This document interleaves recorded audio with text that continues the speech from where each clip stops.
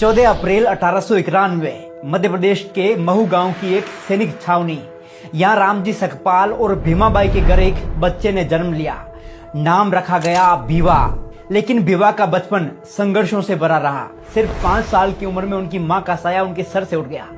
इसके बाद उनकी बुआ ने उनकी परवरिश की जिम्मेदारी संभाली। 1894 में पिता रामजी सकपाल आर्मी से रिटायर्ड होकर सतारा आ गए। यहाँ भीवा को प्रताप सिंह हाई स्कूल में दाखिला दिला दिया गया। पर स्कूल क्या था, एक मैदान था सामाजिक भेदभाव का। बच्चों से अलग बिठाया जाता, पानी तक नहीं पीने दिया जाता। पर उस बच्चे ने हार नहीं मानी।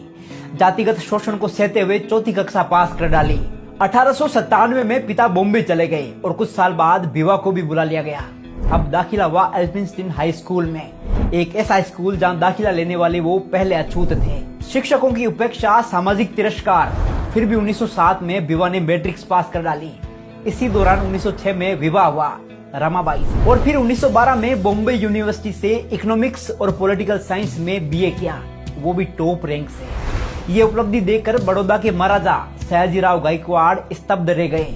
वो इतने प्रभावित हुए कि 1913 में बाबा साहिब को एक शर्त पर न्यूयॉर्क के कोलंबिया यूनिवर्सिटी में एमए और पीएचडी करने भेज दिया गया। शर्त यह थी कि पढ़ाई पूरी करने के बाद वे वापस लौटकर बड़ौदा राज्य की सेवा करेंगे। और उन्होंने की भी। वो सिर्फ 3 साल में एमए और पीएचडी की डिग्रियां लेकर भारत लौटे।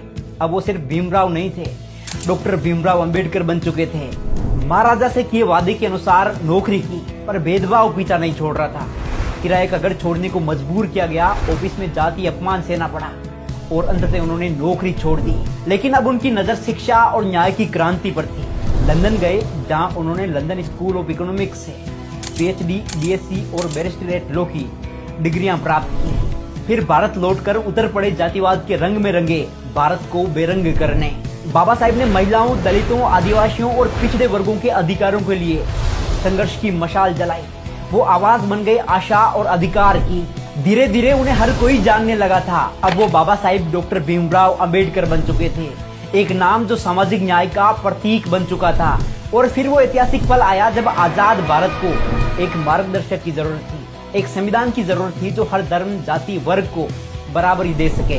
तब सबकी नजरें एक ही व्यक्ति पर टिकी। बाबा साहिब को भारत का संविधान निर्माता नियुक्त किया गया। उन्होंने ये जिम्मेदारी दिल से निभाई। देश के हर नागरिक को ध्यान में रखते हुए सिर्फ 2 साल 11 महीने में रच डाला दुनिया का सबसे बड़ा और सर्वश्रेष्ठ संविधान। आज वो सिर्फ इतिहास का हिस्सा नहीं है, वो प्रेरणा है, विचार है, क्रांति की आवाज है। ऐसी महान शख्सियत, champion of social justice, Bharat Ratna Baba Sahib doctor Ambedkar को शत शत नमन। जय भीम।